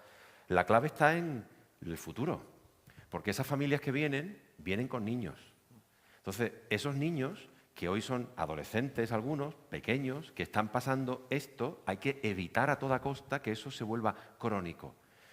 voy a hacer todo lo que pueda, vamos a intentar, como Cáritas, como grupo, vamos a intentar hacer que estas familias salgan adelante, buscando iniciativas laborales, buscando alternativas de cursillos, de formación, ayudas, ayudándoles a salir, a subsistir, a mejorar su vida, pero a evitar sobre todo que a esos niños y a esos adolescentes el día de mañana sigan crónicos, viniendo, si no a nuestra Cáritas, a otra o a otras instituciones. Eso hay que evitarlo. Entonces, desde Cáritas siempre ha habido la idea de la formación, de que estas personas que atienden, vienen, reciban acompañamiento, tengan ese algo especial, porque evidentemente, como decía mi mujer, yo no soy un trabajador social, no tengo ni la formación, aunque nos forman y nos preparan y nos indican desde Cáritas y nos tienen. Yo no soy un trabajador social, yo no voy allí yo voy a dar mi ejemplo, a dar mi testimonio de vida cristiana, de fe, de decir estoy aquí porque tú me necesitas y no hay nada mejor en el mundo que puedo hacer por ti que estar aquí contigo, escuchándote, ayudándote, acompañándote, pero es mi obligación moral decirte, no, vamos a ver de qué manera mejoramos tu vida. Y la forma de mejorar tu vida a lo mejor no es estar arreglándote sistemáticamente los papeles para que pidas una nueva subvención, sino a ver de qué manera sales de esto. Y si no por ti, por tus hijos. Y tienes que hablarles de planificación familiar, y tienes que hablarles de higiene, y tienes que hablarles de una serie de cuestiones que trascienden al toma comida y vete, como ahora mismo casi estamos haciendo. Entonces, eso es algo que en Cáritas estamos manteniendo, guardando y deseando poder volver a hacer, desde la perspectiva de la fe, desde la perspectiva de la Iglesia, desde la perspectiva del acompañamiento, desde la perspectiva del amor, de decir, siéntete importante, tu vida es importante, tu desgracia es importante, aquí estoy para llevarla contigo, para ayudarte, pero no pierdas el norte. Esto tiene que tener alguna solución, y si no por ti, por tus hijos. Entonces eso es algo que para nosotros, también quizá porque como soy profesor, pues también lo veo muy, muy claro. El futuro de muchas de las cuestiones que hay está en una educación. A lo mejor no es la que estamos dando ahora, sino basado en unos valores éticos, con otras historias, con un planteamiento diferente, pero a nuestras personas que nos acuden hay que decirles, venga, vamos a sustentar lo justo, pero plantéate. Muchos de ellos no quieren, muchos de ellos quieren, dame la bolsa y déjame. No, perdona. Te tengo que pedir y te tienes que sentar. Por eso el acompañamiento de Cáritas es tan importante. No es como ahora que yo me veo, ¿cómo estás? ¿Todo bien? Llámame, hombre, que no sé nada de ti. Te voy a llamar mañana, sino que yo me voy a sentar contigo, como hacíamos antes, y te voy a preguntar. Y voy a llevar contigo un plan. Vamos a ver, ¿cómo estás enfrentando tu vida? ¿Está tu niño escolarizado? ¿Cómo que no está escolarizado? ¿Cómo que? Porque nos encontramos esos casos. Pero chiquilla, ¿tú es que quieres que tal y cual? Mañana vamos a averiguar qué le falta. ¿Dónde está tu hijo? ¿Está apuntado? Casi más trabajando en las siguientes generaciones cuando podemos, que muchas veces en las que tenemos ahí que lo que estamos es intentando que sobreviva. Entonces, ese es nuestro futuro y en eso es algo que estamos deseando poder volver a hacer en condiciones, evidentemente desde la Iglesia y desde la comunidad. Dime, me vas a preguntar. Y ese objetivo a largo plazo, que supongo que era también antes, ¿no? Teníamos ese objetivo de... ¿Se ha complicado con esta situación y la característica de esta crisis? Claro, porque evidentemente, fijaros que también estas familias, por desgracia, el tema de cuando no hemos podido no han podido tener acceso a la educación o a la cultura, la educación a distancia, la brecha digital les ha afectado lo más grande. Entonces, en unos casos les ha venido bien, porque en algunos casos se han desconectado ya de lo que estaban. Con lo cual ahora el trabajo es mayor, porque hay críos que se han completamente desconectado y desenganchado de la educación. Y familias que no le ha dado importancia a eso, porque verdaderamente su objetivo principal es vámonos a aparcar coches, vamos a salir adelante, o vamos a arreglar los papeles porque han sacado una nueva, o venga a ver estos 60 días que me hacen falta para que me paguen. No es criticarlos, es entender desde esa perspectiva. No es decir, hay que ver qué mal lo están haciendo. Es que, ¿cómo lo van a hacer, Dios mío? Si yo estuviera en su situación, ¿qué no haría yo? Salir adelante como buenamente puedo. Pero claro, en Cáritas tenemos la labor de decir, vamos a ver, que sí, pero que eso es pan para hoy y hambre para mañana. Piensa en esto. Entonces, ahora se ha complicado muchísimo. Nosotros encontramos familias que estaban niños escolarizados y nos hemos encontrado familias con niños que en octubre, noviembre estaban sin escolarizar. Entonces, claro, es que es muy complicado, claro, es muy complicado. Se ha agravado esa dificultad mayor, ¿no? Entonces, eso es algo que queremos hacer. Y también, evidentemente, y ya con esto ya termino, que tampoco no quiero... somos iglesia, entonces tenemos que zarandear a nuestros parroquianos y hacernos ver que nosotros no estamos solamente ahí para lo que estamos, para darles ayuda puntual. Somos, en un momento dado, somos sus manos. Somos las manos de los que esas personas que están rezando y orando pueden hacer por los demás físicamente. Entonces, deben dotarnos para que podamos hacerlo bien. ¿Cómo? Deben rezar por nosotros, por nuestros párrocos, por nuestros grupos, por las personas que vienen. Tienen que rezar. Necesitamos que nuestro párroco y nuestros párrocos vuelvan a rezar con nosotros, a decir que esto es muy gordo porque no lo podemos. Y luego después tenemos que volver a colaborar con las parroquias y a colaborar, a meternos en las iglesias. Hay que, en todos los aspectos, desde los sacramentos, a estar allí, a acompañar a los sacerdotes y a acompañar a Cáritas en lo que podamos. Los donativos han disminuido, la ayuda ha disminuido, en unos casos justificada por todos los motivos, porque no hemos podido, pero en otros recursos hemos tenido que hacer virguería. Necesitamos poder ayudar, aunque no somos nosotros los agentes sociales oficiales, aunque somos la Iglesia, pero bueno, las necesidades tenemos que atenderlas. Luego necesitamos volver a la Iglesia, que se rece por nosotros, que se ore por nosotros y que se nos ayude humanamente. ¿Vale? Y no sé, Bárbara, si lo ves tú exactamente... No, claro, él como las manos, ¿no? La vez le necesita ese apoyo. Pero seguro que piensa que además, ¿no? Bueno, también él alude a la oración, ¿no? A ese amor, ¿no? Entonces, ¿cómo ves tú el mañana que nos Sí, espera? lo hemos hablado muchas veces en casa, que hora y labora es que no hay otra. Como decía mi compañero, el futuro oscuro e incierto, o sea, está clarísimo, o sea...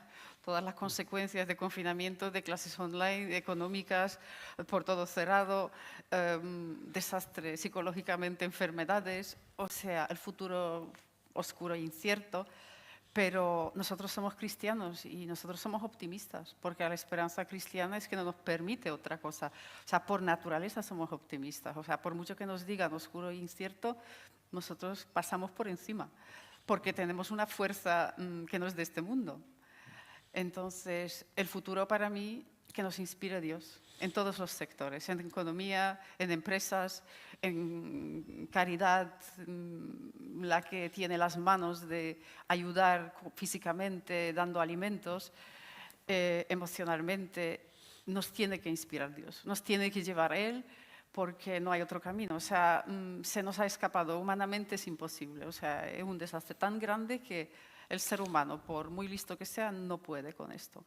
Ni toda la humanidad, aunque sea muy lista. O sea, sin Dios es imposible. Y quiero hacer referencia al cartel que me encanta. Mirad, una cerilla encendida. Imaginaos que todo el mundo es una caja de cerillas. Todo el mundo. Nosotros también, los cristianos y los no cristianos. Yo creo que hoy en día en esta caja hay muchas cerillas que cada día ni se encienden. O sea, están allí con tan poca fuerza que no hay ni luz. Algunas que tienen más fuerza psicológica hasta se encienden por la mañana, intentan hacer algo, pero ¿qué pasa con cerillas? Es que duran muy poco, ¿verdad? Se consumen y se apagan y puede que no cada día tendrán menos fuerza para encenderse y algunas se consumen las cerillas y quedan cenizas. Y creo que un cristiano es una cerilla especial porque está encendido con un amor de Dios. O sea, el fuego de nuestra cerilla no es el fuego nuestro humano, sino es el fuego de Dios. Y el fuego de Dios, ¿sabéis qué hace? Pensad en la zarza de Moisés, ¿qué hacía el fuego? O sea, no consumía a la zarza. El fuego que no consume, no convierte en ceniza nada, todo lo contrario, ilumina con una fuerza que es inexplicable y da el calor. Y es lo que necesita el mundo de ahora, mucha luz, porque estamos en tinieblas en todos los sentidos y mucha calor porque los corazones están congelados por el miedo, por lo que queráis. Entonces, sin esto, o sea, si no encendemos nosotros los cristianos nuestras cerillas con el amor de Dios, es que no hay futuro ninguno, sinceramente. Pero yo creo que también lo decía ayer, 100.000 millones de cristianos en el mundo. Imaginaos todas estas cerillas encendidas, aunque a veces a medias. O sea, una hoguera. Arrasamos. Totalmente. O sea, esta es creo yo soy optimista, la esperanza cristiana, el amor de Dios está con nosotros. O sea, No hay nada que se nos puede oponer o no salir. Tiene que salir bien todo. Pues de aquí, de hecho, me pasa una pregunta de las personas que nos están siguiendo por medio de las redes, dirigida a Bárbara, y que va un poco en ese sentido, y que pregunta si cree que con la crisis saldrán mejores los que son buenos y peores los que son malos, que supongo que igual eso también casi se puede aplicar al mundo de la empresa también, ¿no? Como una especie de crisol, ¿no? A ver de qué lado caemos, ¿no? Pero, ¿qué opinión te merece o cuál es tu opinión al Los que respecto? son buenos, que saldrán más buenos. Yo qué sé. Es que no quiero pensar que hay gente mala. Yo creo que hay gente perdida. Entonces, la gente perdida, es que no hay gente mala, de verdad. Es que Dios no ha creado a nadie malo. Los malos no son malos, sino están perdidos. Y para eso necesitan la luz que les guíe. Y esta luz somos nosotros. Y os digo, algunos no son creyentes. Tenemos que atraerlos con nuestra persona, con nuestra luz interior. No hablarle de Jesús, porque, hombre, mucha gente dice que yo voy a ir allí, voy a hablar que vete a misa y esto. Es que eso no va, no funciona. Tienes que atraerlos con otra cosa. Y esta otra cosa es que no es de ti. O sea, tú solamente la puedes recibir de Dios y luego Él actúa a través de ti. O sea, cuando tú consuelas a alguien, en el sentido humano, es un consuelo a muy corto plazo. O sea, en un momento que vale, se puede sentir bien, pero la depresión le volverá. Pero que a través de ti actúa Dios, o sea, le mira a otra persona a Dios, el consuelo es verdadero, porque no lo haces tú, es que Él tiene fuerza sobrenatural, es omnipotente, no es poco potente, o sea, Él puede hacer todo, Él puede cambiar la vida de todas estas personas. Entonces os digo, lo nuestro es prestarnos a que Él nos use como herramienta y a través de nosotros que haga lo que Él quiera. Y es mejor que no nos enteremos de todos los milagros que ocurran alrededor nuestra, porque empezaremos a pensar a lo mejor que yo, gracias a mí, todas estas cosas ocurren. Y desde luego no pintamos absolutamente nada. Él solamente necesita que nos ofrezcamos y Él ya nos va a llevar donde Él quiera. Te va a poner en el camino a la gente que Él necesita cuidar y abrazar y hablarles y solucionar su vida, y hasta va a poner en tu camino a gente enferma que con estar contigo se van a curar, y os digo, hasta físicamente. Yo creo que lo que está en nuestra buena noticia, en el Evangelio, que es la noticia que tenemos que llevar al mundo, porque las noticias de la tele... Dios mío, es todo lo contrario a la buena noticia, es que número de contagios, número de muertes. Nosotros tenemos la noticia, la notición de la vida, de la resurrección, del futuro, de la vida eterna. O sea, todo esto hay que llevar a las personas. Y los malos no son malos, están un poquito perdidos, porque vivían tantos años acomodados que no sabían que a lo mejor su fe y sus tradiciones, o lo que la misa de domingo, es que la misa de domingo no, a veces realmente era una costumbre que cumplían, ¿no? Que iban allí porque abuela también y está contenta porque yo voy, pero que nunca era nada más profundo, por lo cual yo creo que hay que renovar nuestra fe y con esta fe encender pues nuestras cerillas, llevarlas al mundo y quemar con el amor de Dios a todo alrededor. Y no hay personas malas, por favor. Todas las personas Hay alguno son que lo buenas. parece, ¿eh? Todas. Hasta uno mismo de vez en cuando dice, a mí depende del día. No, todas las personas son buenas. Bien, aquí hay una segunda pregunta, en este caso para José Manuel Cansino, que creo que es oportuna porque es algo que quizás no se haya quedado aclarado del todo, y es que preguntaban por la creación de los departamentos de responsabilidad social corporativa en casi la mayoría de las empresas que cuentan con cierta dimensión. ¿No supone la existencia de esa dimensión ética a la que aludes, ¿no? Es que, o al menos a mí también me daba esa sensación de que es lo mismo, esa dimensión ética puede ser no cristiana, o hay una diferencia entre una dimensión ética y que en realidad a lo mejor tiene base cristiana también, ¿no? De alguna manera. Pero el problema no es que no haya una actividad ética dentro de la responsabilidad social corporativa de las empresas que se lo permitan hacer. Lo inexplicable es que dentro de esa responsabilidad social corporativa no haya otras dimensiones éticas más relacionadas con la religiosa o con la visión católica de las cosas, ¿no?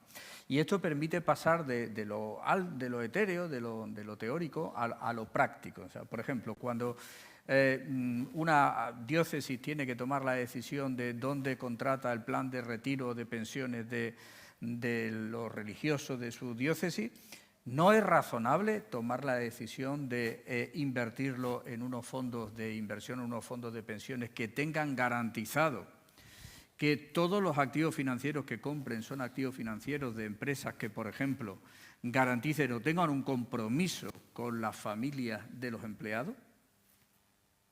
Esto es absolutamente fácil de hacer. Aquí Luis lo sabe perfectamente porque los fondos verdes, los fondos de inversión que garantizan no invertir en empresas que fabrican armas están conocidos y son de uso generalizado desde los años 70 y 80, ¿no? ¿Por qué no se incorpora esta dimensión específicamente o marcadamente religiosa como parte de la responsabilidad social corporativa de aquellas empresas que libremente decidan hacerlo?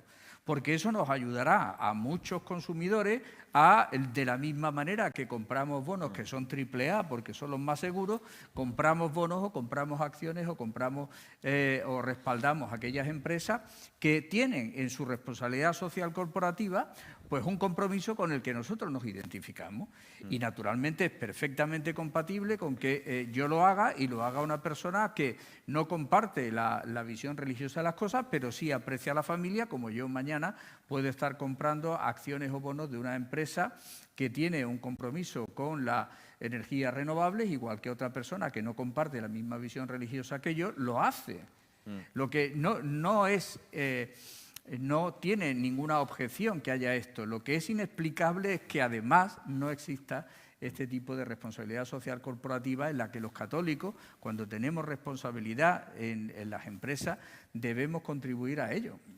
Esto es lo que es difícil de explicar con 1.000 millones de católicos en el mundo. Sí, ahora me parece sí que ya lo entiendo. Claro, es verdad, y además que quizás es tan común, está tan generalizado que ni siquiera nos damos cuenta, ¿no? Pero todas las empresas pasan por una serie de arcos, por un credo concreto de una serie de iniciativas, ¿no? Pues ¿por qué no hay una, ¿no?, que lo haga en el sentido católico, en el sentido de apostar por la familia? Claro, de apostar la por... familia, o en el sentido de proteger el desarrollo de sus trabajadores o una forma particular. Antes mencionaba Luis, yo he tenido la oportunidad de trabajar y trabajo ahora mismo con la Fundación Arizmendi Arrieta, ¿no? La Fundación Arizmendi Arrieta, que está en el origen naturalmente, como he sabido, de la Corporación Mondragón, sacó adelante 2 proposiciones no de ley, tanto en el Parlamento Regional del País Vasco como en el Parlamento Regional de Navarra, que tuvieron el respaldo, han desarrollado una cosa que se llama el modelo inclusivo participativo, que es interesante, que tuvieron el apoyo de todos los partidos regionales, de las organizaciones empresariales y de todos los sindicatos en Navarra y en el País Vasco, y en definitiva pone de manifiesto que es posible pasar de los grandes discursos a la cuestión diaria, cotidiana, ¿no? Bueno, pues estas empresas que se comprometen a esta visión de la gestión de la empresa, pues ¿por qué no se visualizan para que sean premiadas por aquellas personas que lo comparten? En definitiva, esto así funciona, ¿no? La AAA de los bonos, ¿qué es? Pues una calificación, el certificado de la ISO 9002 o de AENOR, que pues no es más que un sello que se le pone a las empresas que deciden pasar por ese sistema de auditoría, ¿no? Pues incorporemos otros sellos con los que nos podamos sentir identificados, en lugar de vivir muchas veces con el miedo a que se nos tilde de, ¿no? Pues mire usted, pues tener un compromiso con la familia de los trabajadores me parece que es tan loable como tener un compromiso con el desarrollo limpio del planeta o de la sostenibilidad del planeta. Pero al principio levantaría eso polémica bastante. Bueno, pues es que nadie dijo que no fuesen a poner alfombras, claro. No, sin duda. No sé si Luis quiere decir algo al respecto. No, pero yo es que no quiero entrar en un debate, porque podríamos estar debatiendo durante mucho tiempo.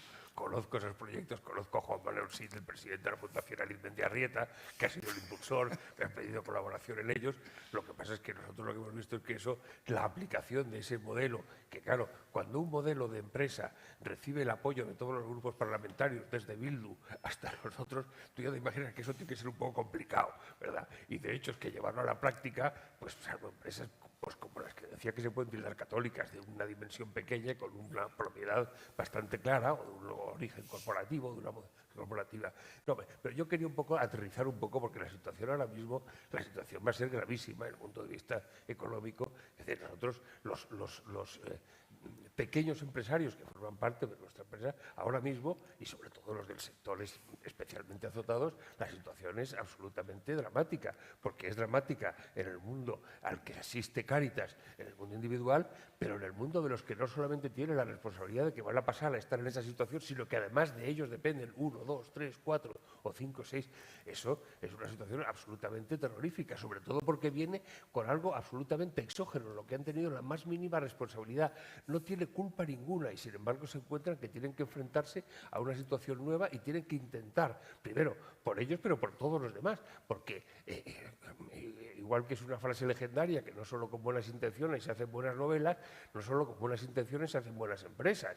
Decía, creo que era, ya no me acuerdo si era Blas de Otero, unos versos que me han parecido magníficos para el empresario. Decía, no te engrías tanto dinero, porque aunque sin cesar te busque, bien sabes que no te quiero. Pues sí, aunque no le quieras, pero tienes que buscarle, porque si no, su pequeña empresa no va a ir a ningún lado. Y tienes que conseguir ese aspecto que es vil y material, pero para poder llevar adelante. Y ahora mismo, realmente, el mundo de los autónomos y de los pequeños empresarios es una situación dramática y todavía está un poco atemperado con algunas ayudas que son un poco parches que se están poniendo, pero lo van a pasar muy mal y nosotros tenemos que acompañarles y por lo menos permitir que se sientan de algún punto de vista confortados espiritualmente, porque como todo lo puedo en aquel que me conforta, pero que al mismo tiempo sepan que también dentro de lo posible hay un grupo, un nexo, una red de contactos, de apoyos, de consejos, de sugerencias en las que pueden sentirse de alguna manera apoyados, ayudados o consolados, todas esas cosas. Pero, en fin, yo creo que hay muchísimas cosas que hacer en el mundo y, desde luego, todo lo que sea la inversión responsable, me parece que es por volver un poco al tema, me parece que es un mundo en el que todavía queda muchísimo por hacer. Lo que pasa es que esa inversión responsable implica, de nuevo, las que conozco más directamente, que somos las que estamos haciendo, las que está haciendo Mapfre, fundamentalmente a través de una empresa francesa que, como lo llaman, la Financière Responsable.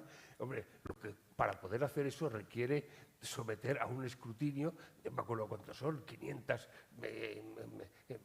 preguntas para saber si se cumplen requisitos. Aquí no es decir, oye, no, me caen muy bien los de la muñeca, la famosa, eso debe ser buena gente, vale, estos valen para invertir. No, hay que pasar un escrutinio bastante claro para que puedas poder tener ese marchamo de que hablaba ahora mi compañero de mesa, José Manuel Cansino. Y nada, ánimo a todos. Yo no sé si voy a tocar algo de decir más, pero sí. ¿No? Bueno, nos quedan 5 minutos y, como prefiráis, si queréis, podéis decir algo cada uno o el que así lo prefiera de conclusión, ¿no?, para cerrar, o si quieres lanzo una pregunta, como prefiráis. Yo, para cerrar, pues bueno, que recen por nosotros muchísimo, que nos acompañen y que vean en el otro el rostro de Dios, el rostro de Jesús. O sea, es que eso te va a hacer que venga lo que venga, la situación en la que venga, y tengas delante a la persona que venga, la trates de otra manera y la sientas de otra manera. Por muy equivocada, por muy perdida que pueda estar, en el momento en el que tú ves que esa persona que tienes delante no es, sino que es el mismo Dios que te está diciendo, aquí me tienes, como no en el Evangelio, pues el paradigma es completamente distinto. La fortaleza sale de otra manera, tu forma de actuar es otra manera. Entonces, pues que veamos a todo el mundo, a Dios encarnado. Sea una persona que viene a pedirnos ayuda, sea una persona que está pasándola mal, sea una persona que está delante. Y de esa manera creo que es la única manera o la mejor manera de poder cambiar el mundo y tener un futuro un poco más esperanzador. Perfecto. Si me permite, bueno, yo lo que sí quería era intentar transmitir, despejar un poco los nubarrones económicos, ¿no? Porque decía Alfred Marshall que la economía era la ciencia lúgubre de los números y tal, que siempre... Bueno, tenemos ahora mismo unas herramientas para salir adelante con las que no hemos contado en ningún momento de la historia de la humanidad. Eso nos permite puentear la crisis de una manera que nunca antes se ha hecho. Tenemos además una capacidad de desarrollar las vacunas en un tiempo verdaderamente récord, porque hay fondos y hay equipos de investigación que antes no han existido, sobre todo los recursos para que en tan poco tiempo se pueda hacer, y por tanto esto pasará como han pasado situaciones mucho más duras en la historia de la humanidad y además en el último siglo XX, es decir, tampoco hay que irse, y en lo que llevamos de 21, que ya llevamos una crisis y no pequeña. Por tanto, las herramientas desde el punto de vista de la economía y de la investigación son ahora más potentes que antes. Y en esto los católicos tenemos también nuestra parte de encender esa cajilla de cerillas que dice Bárbara, y que seguro que todos llevamos una dentro y que seguro que los fósforos no están humedecidos, ¿no? Igual necesitamos airearlos un poco y prenderlos con convicción. Se te agradece, porque uno con Sí. 3 niños tiende a angustiarse. Entonces, que le digan, hombre, tenemos otro... Pues me alegro, muchas gracias. Y además tú todavía eres joven, tú tienes recorrido, o sea que 3 tampoco es un límite, o sea que yo ya tengo una edad. Luis. Bueno, yo simplemente me gustaría decir, para terminar, primero, que naturalmente los cristianos tenemos esperanza, y la esperanza es una virtud, y es una virtud que nos tiene que tenemos que llevar dentro y que tenemos que sacar hacia afuera. Para el empresario, para el directivo cristiano, tiene que fortalecerse interiormente, porque cuanto mayor fortalecimiento tengas, más podrás dar si más has recibido y más te has fortalecido. Pero como mensaje general me parece que es importante también, me ha gustado cuando Juan ha hablado de las familias desestructuradas, todo lo que podamos hacer para fortalecer a las familias es fortalecer a la sociedad. Tú lo has citado para el fondo de inversión, y eso al final es lo que va a generar una sociedad mejor, porque cuando la familia se respete, cuando la familia se tiene en cuenta y cuando hay un auténtico núcleo que irradia, tanto irradia fe, irradia felicidad, irradia bienestar, irradia satisfacción, pues todo eso al final es un efecto multiplicador que es extraordinario. Así que, y naturalmente las empresas que respetan a la familia son mucho más responsables, mucho más dignas y mucho más merecedoras de ser consideradas y sus productos de ser comprados. Muchas gracias. Bárbara. Y tenemos a Dios de nuestro lado, por lo cual aprovechemos. Sí. Carguemos las pilas delante del sagrario, siempre, y de la Eucaristía. Muy bien, pues muchísimas gracias a todos. Yo me voy más optimista y con mucho más conocimiento y mejor informado de lo que vine, y espero que también a quienes nos acompañan desde sus casas también le haya resultado tan instructivo y entretenido como a mí. Bueno, por mi parte nada más, agradecer de nuevo a los organizadores y devuelvo la palabra a José Antonio, ¿no?, que nos hace de amable presentador. Muchas gracias. Muchísimas gracias a vosotros. Ha sido una mesa redonda realmente interesante, con aportaciones muy acertadas, centrada en la persona, ¿eh? Me ha gustado mucho ese aspecto y, por tanto, en la responsabilidad que cada uno tiene, como empresa, como persona empresaria, el que se decía muchas veces Luis, ¿no?, como trabajador y como consumidor. Con lo que volvemos quizá a las preguntas ignacianas inicial, ¿no?, que podríamos lanzar a todos los que estén viendo estas jornadas. ¿Qué puedes hacer tú? ¿Qué puedes hacer tú? Muchísimas gracias por hacernos sentir y hacernos pensar, aunando fe y razón, con testimonios desde las ideas y desde la práctica. A continuación procederemos a la lectura del manifiesto de estas jornadas, La vida después de la pandemia, a cargo del director general de la Fundación San Pablo Andalucía CEU, don Juan Carlos Hernández Guádez.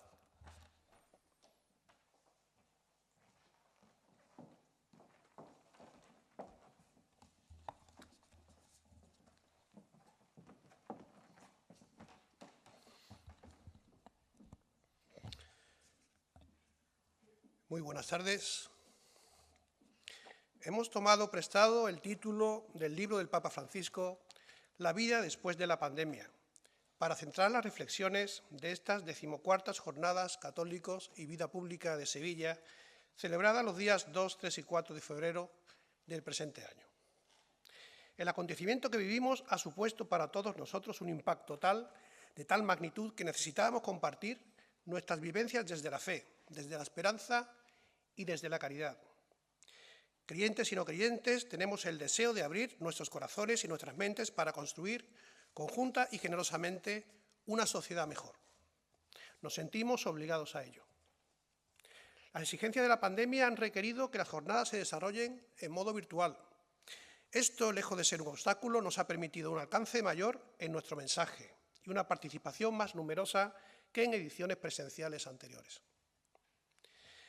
Desde la fe hemos reflexionado sobre qué ha pasado, qué nos ha pasado, cómo lo interpretamos, ¿Qué nos quiere decir Dios en cada situación? ¿Cómo hemos reaccionado? ¿Quiénes han sido los más perjudicados? Hemos recordado a los que han perdido la vida, especialmente los ancianos en soledad y el dolor de sus familiares. Hemos tenido presente a nuestros vecinos que han perdido su trabajo, su empresa. Hemos mirado con agradecimiento la labor de tantos servidores, desde los profesionales de la salud, de la logística, de la seguridad, de la cadena alimentaria, hasta los voluntarios que se han volcado generosamente con las personas más necesitadas de su entorno. Vemos cómo ha quedado dañada la estructura social, económica y política. Denunciamos el abuso de esta situación sanitaria para promover leyes injustas, de enseñanza o de eutanasia sin demanda social, sin consenso y sin debate. Proponemos a nuestras autoridades locales, regionales y nacionales un decidido plan de salud en cuidados paliativos con dotaciones suficientes en personal y en equipos para niños y para ancianos preferentemente. La sociedad sí es sensible y demanda una lucha efectiva contra el dolor. Hemos presentado a un referente para los jóvenes, el beato Carlo Acutis, joven italiano aficionado a la informática tan cercano a la juventud católica actual. Hemos profundizado en las luces y las sombras de esa realidad virtual que a menudo viven los jóvenes en las redes sociales, ocupando gran parte de su tiempo.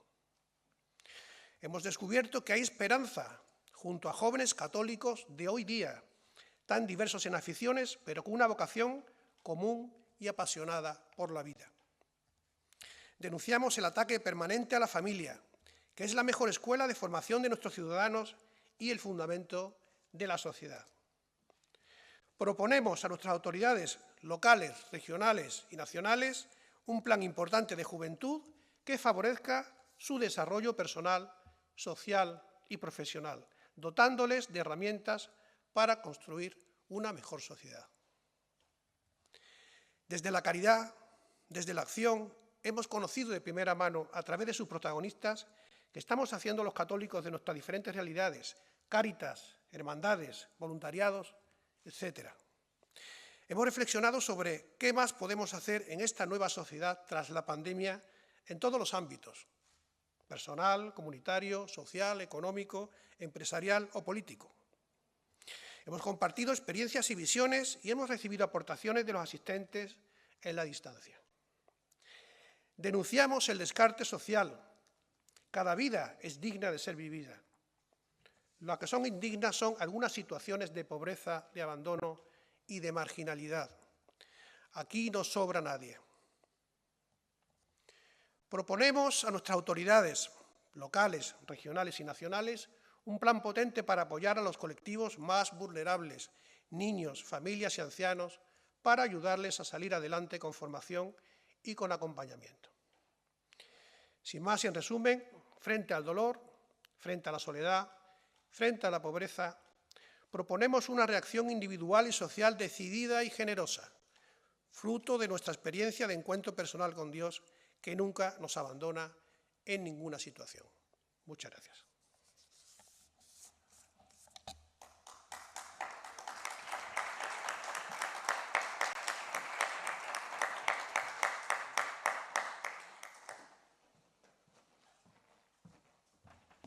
Damos paso ahora al vídeo sobre el año de San José.